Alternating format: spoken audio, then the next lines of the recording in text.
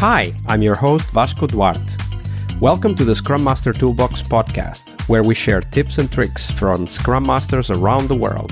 Every day, we bring you inspiring answers to important questions that all Scrum Masters face day after day. Hello, everybody. Welcome to our Wednesday, the Leading Change episode this week with Rebecca Cyr. Hey, Rebecca, welcome back. Hello.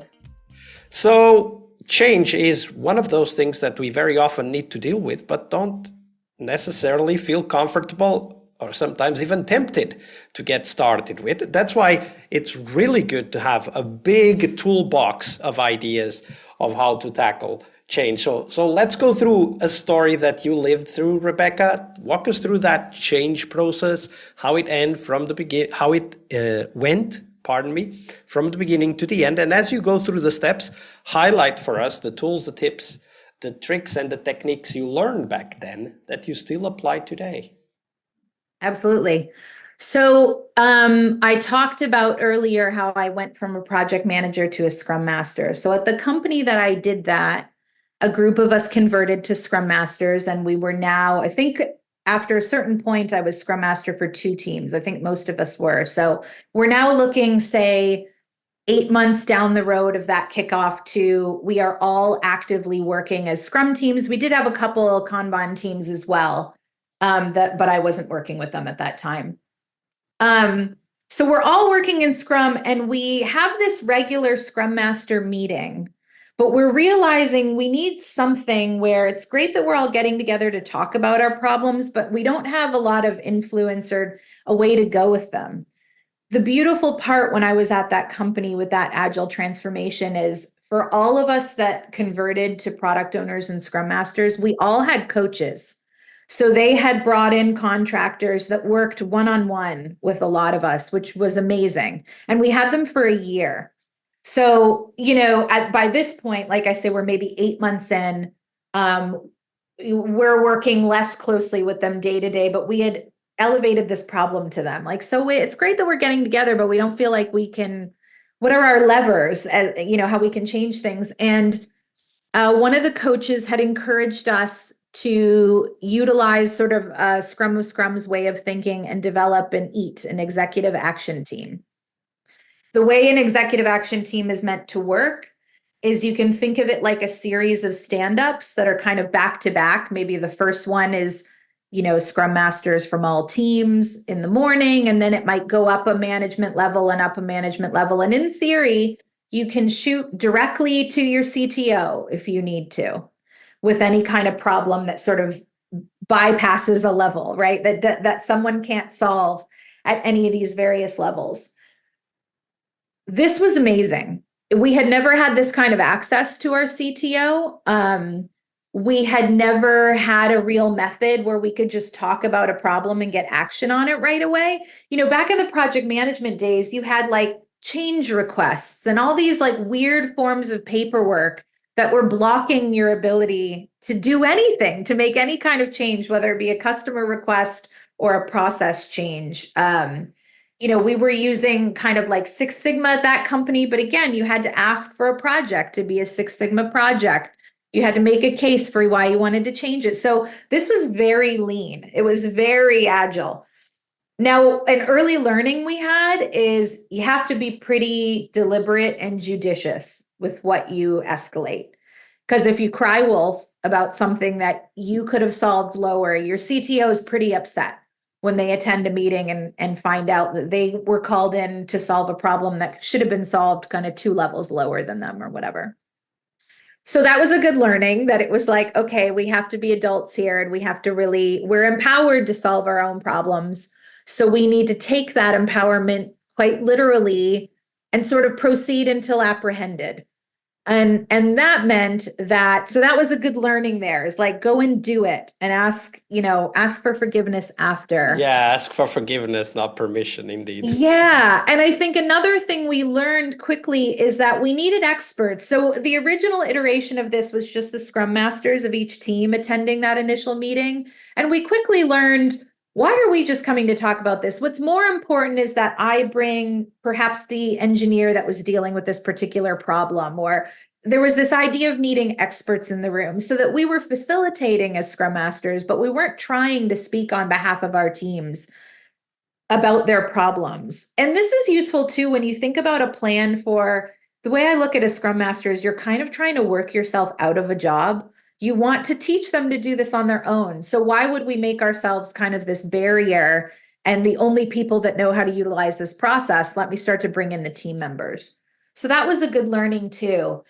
And we realized also that data talks in those. So one of the things that we escalated early, at some point, some process had been put into place where the code reviews had to be done by a specific group of engineers. It was like they were leads or architects or something. I can't recall at the time, but it used to be able to happen in teams. As long as you had a few people look at it, you were good to go. It was like 2 sign-offs. But in this case, you had to go to one of these particular engineers and they were not in your team. So now we immediately had a blocker every time you checked into work. I have to check in and see, is this person free? And that person, that group of engineers happened to all be in Belgium and we were in the US. So we even had a time problem too, where it's like, Oh, well, if we don't wow. get it to them, by noon, now we're waiting another day or whatever it was. So the Scrum Masters, we all talked about it and we worked together to start tracking sort of downtime. And, we got things like, let's see what the blended rate is for engineers and see how many are idle, because we're trying to respect the boundaries of not bringing in new work until, things are through. And we spent a few weeks calculating this. And then when we pulled the lever where we wanted to speak to the CTO, we came to him with charts and data, and he was horrified by how much money was being lost by this process, that we couldn't get anyone to stop.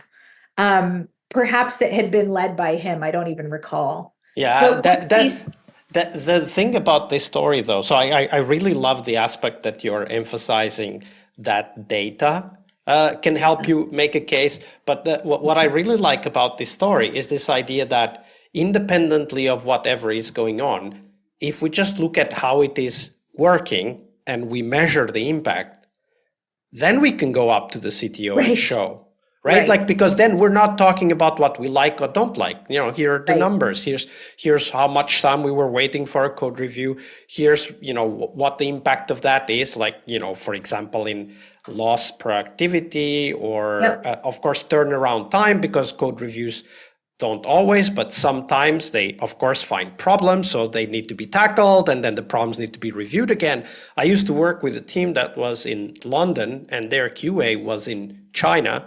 And they had a minimum of 24 hours turnaround time for an email question. Now, can you imagine if you're a QA and you're testing something and you're not sure if that's how it's supposed to work, which happens all the time, you send an email to an engineer who will read it next day in the morning.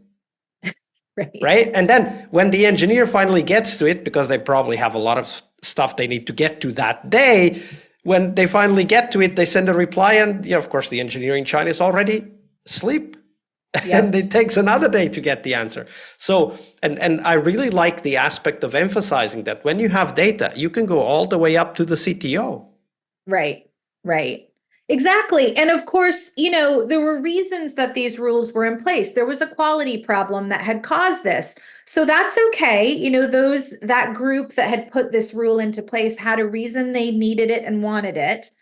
But let's problem solve a different way around this, because you've really created a different problem. I'm not sure you've solved quality at all, but what you have done is put some brakes on to sort of every team. I remember the Deming quote, toast the American way. I mean, he was American. That's why he said making toast the American way is that you burn the toast and then somebody has a knife and scrapes off the burned parts before they give it over. And this idea of building quality through checks like code reviews is indeed a symptom of a problem, right? Because obviously you don't want to have problems get to a point where they need to be fixed. You want to get problems fixed before they become part of the product, in this case, the code. So did you ever find out what was the original reason why that specific code review had been added? It was to do with quality and quality challenges. Now, we had moved to a new platform, so everything was kind of brand new, and those folks that were the reviewers were the ones who had created it. And then everyone else was maintaining their platform. So it was definitely a trust problem, a quality problem, an expertise problem. What we ended up going with as a solution is we asked if we could have them embed with the teams for a period of time. So like there's a group of 6 of you. Can you each spend a sprint, 2 sprints with each of our teams and actually live there and help them the problems that you're worried about and you want to check in a code review? Why don't you pair, swarm, develop with them so that we can get ahead of it and start to understand what these issues are? And we got a lot further solving the problems of quality that way than we had through any of these silly checks. And that's a great example of how Scrum Masters can have a huge impact on the organizations and the teams that they support, because the team members, they don't have time to do all of this data collection and chase down the original reason why a process was changed. And usually they are also not very proactive and even comfortable at suggesting, team setup changes, but we are as Scrum Masters because that's what we do day in, day out, right? So it's a great story. Thank you for sharing that, Rebecca. Yeah, you're welcome. Leading change is one of the core skills we must acquire, but it is only one of the steps towards our success as Scrum Masters. Tomorrow, on Success Thursday, we will talk about how to define success for the Scrum Master role. We'll cover tips on how to measure your way to that position, and most importantly, how to develop that focus on continuous improvement that is as important for Scrum Masters as it is for teams. See you tomorrow. We really hope you liked our show. And if you did, why not rate this podcast on Stitcher or iTunes? Share this podcast and let other Scrum Masters know about this valuable resource for their work. Remember that sharing is caring.